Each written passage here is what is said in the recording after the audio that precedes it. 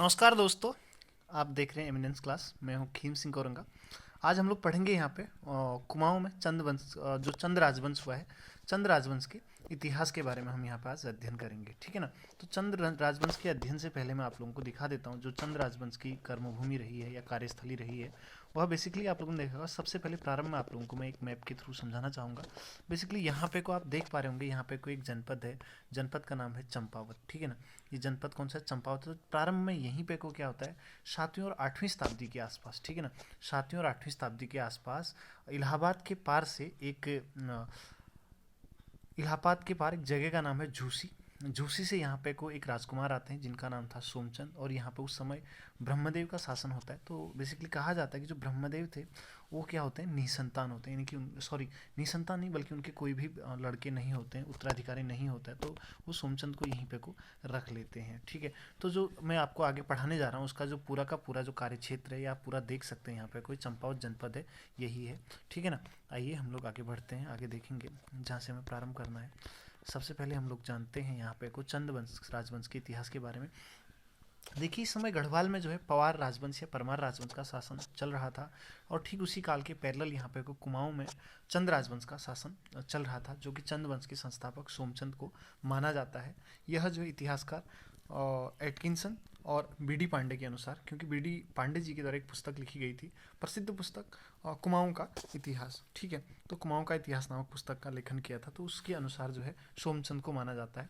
और बेसिकली इसका कार्यकाल देखिएगा यहाँ पर, हालांकि मैंने 700 से 721 लिखा हुआ है, लेकिन निश्चित नहीं है, अलग अलग किताबों में अलग अलग मिलता है। तो इस पर मत जाइएगा, केवल शासक पर जाइएगा आप लोग। यहाँ पे थोड़ा बेसिकली ये मध्यकालीन इतिहास या फिर मध्यकालीन इतिहास का काल है, तो इसमें उत्तराखंड में स्पष्ट रूप से हमको इसकी जानकारी नहीं मिलती है। ठीक है ना। तो दोस्तों आइए आगे बढ़ते हैं। हम लोग अब बात करते हैं यहाँ पे को थोड़ा सा चंद राजवंश की। तो चंद राजवंश की जहाँ तक को बात आती है, तो हम लोग यहाँ पे देख सकते हैं कि जो चंद वंश का संस्थापक था वो सोमचंद था। और सोमचंद के बारे में कहा जाता है कि वो भगवान शिव का उपासक हुआ करता था। और चंद वंश का जो राज चिन्ह था वह क्या था? गाय। गाय जो है उनका राज चिन्ह हुआ करता था। और चंदों की जो प्रारंभिक राजधानी थी वह बेसिकली कहाँ पे को हुआ करती थी? वह जो है चंपावत में। ठीक है ना। कहाँ पे को? चंपावत में हुआ करती थी। ठीक है। चंपावत में उनकी राजधानी हुआ करती है। इसके साथ साथ सोमचंद के द्वारा क्या किया गया था, वहाँ पे को एक किले, जो चंपावत है, चंपावत में किले का निर्माण किया गया था, यानी कि उसके ससुर के द्वारा जो जमीन उसको दी गई थी, या दहेज के रूप में कहें या किसी न किसी रूप में। तो बेसिकली यहाँ पे को क्या था, सोमचंद के द्वारा वहाँ पर कोई एक राजभुंगा नामक किले का निर्माण किया था। कौन सा किले का नाम क्या था? राजभुंगे का किला। ठीक है। तो राजभुंगा किला, आपसे प्रश्न पूछ सकता है कि राजभुंगा का किला कहाँ स्थित है, तो ये कहाँ पे कोई चंपावत में अवस्थित है। उसके पश्चात जो है, जो राजभुंगा किला था उसका जो आकार था किस प्रकार का था? अंडाकार। कैसा था? अंडाकार उसका आकार हुआ करता था। और यहाँ पे किले की रक्षा के लिए सोमचंद के द्वारा चाराल की व्यवस्था की गई थी, यानी कि 4 पहरेदार नियुक्त किए थे, जिनके बारे में भी डायग्राम के माध्यम से समझाऊंगा आप लोगों को। ठीक है ना। उसके बाद सोमचंद जो है इलाहाबाद के निकट झूसी, जो सोमचंद यहाँ उत्तराखंड में आया था, वह जो है उत्तराखंड नहीं बल्कि तत्कालीन जो चंपावत वाला क्षेत्र था, चंपावत वाले क्षेत्र में जो है बेसिकली वो इलाहाबाद के पार एक झूसी नामक स्थान है, वहाँ से यहाँ पे आया हुआ था। ठीक है। तो आइए आगे बात करते हैं इसके बारे में। तो इसके द्वारा यहाँ पे जो कुमाऊं में जो सबसे पहले जो पंचायत का गठन किया गया था वो किसके द्वारा किया गया था? वह जो है सोमचंद के द्वारा किया गया था। और जो यहाँ पे जो राजा हुआ करते थे सोमचंद से पहले, खस राजा कहते हैं या रावत राजा के नाम से भी नहीं जानते, लेकिन यहाँ पे इतिहासकारों के थोड़ा मत अलग अलग है, तो यहाँ पे मैं थोड़ा निश्चित रूप से कुछ कहना उचित नहीं समझूंगा। ठीक है। तो कहा जाता है कि जो खस राजा थे यहाँ पे, बेसिकली जो सोमचंद था, सोमचंद के द्वारा यहाँ के जो शासक थे बेसिकली छोटे मोटे दल हुआ करते थे यहाँ पे को, जैसे प्रारंभ में जो है महारा, भरतियाल वगैरह वगैरह। तो इन दलों को सबसे पहले क्या किया, सोमचंद ने हरा करके राज्य में प्रथम बार पंचायत व्यवस्था को लागू की। इन यानी कि भरतियाल हो गया, महारा हो गया, इन दलों को अपने अधीन किया था। किसके द्वारा किया गया था? सोमचंद के द्वारा किया गया था, है ना।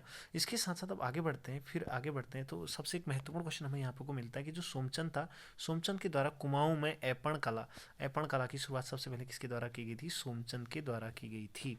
ठीक है ना। अच्छा, अब आगे बढ़ते बढ़ते हैं, देखिएगा। और यहाँ पे को, ठीक है, थोड़ा सा टेक्निकल इशू है, आगे बढ़ते हैं, जस्ट वेट। हाँ, चलिए।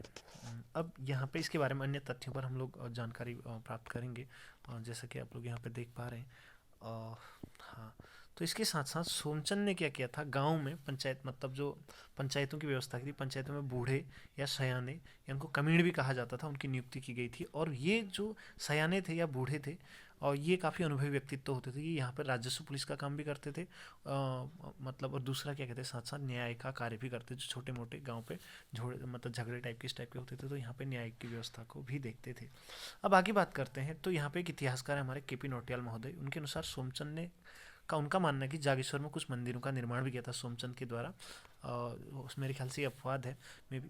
तो सोमचंद का विवाह जो है किसके साथ होता है प्रारंभ में, सोमचंद का विवाह ब्रह्मदेव की पुत्री रंभा से होता है, ठीक है ना, रंभा से होता है। उसके बाद इसकी साथ साथ में अगर बात करूँ तो चंद वंश का जो साम्राज्य यहाँ पर जो 9वीं 8वीं या 9वीं शताब्दी से रहा, यानी कि हम लोग बात करेंगे लगभग 1790 तक यानी कि महेंद्र चंद तक जितने भी शासक हुए, टोटल कुल जो है 61 राजाओं के द्वारा यहाँ पे कुछ शासन किया था। और चंद वंश का जो अंतिम शासक था वह कौन था, महेंद्र चंद था, ठीक है। आइए आगे बात करते हैं, ठीक है ना। उसके बाद हम देखेंगे यहाँ पे को जो सोमचंद के बारे में कहा जाता है उसके काल में, यानी कि जो सोमचंद था, सोमचंद के काल में जो डोटी, बेसिकली ये प्रारंभ में जो एक स्वतंत्र शासक नहीं था, डोटी यानी कि जो वर्तमान में पश्चिमी नेपाल में पड़ता है, वहाँ के शासकों के अधीन रह करके शासन करता था। और जो डोटी के शासक थे, डोटी के राजाओं को ये मल वंश के थे, इन्हें रही या रैका के नाम से इनको जाना जाता था, ठीक है ना। तो सोमचंद मतलब के समय जो रैका शासक थे उनका नाम क्या था, जयदेव मल था, ध्यान रखिएगा, ठीक। इसके साथ कुछ महत्वपूर्ण तथ्य भी हैं। मतलब चारान या उचार किले का निर्माण किस शासक के द्वारा किया गया था, तो इस किले का निर्माण जो सोमचंद के द्वारा किया गया था, ये चंपावत में अवस्थित है।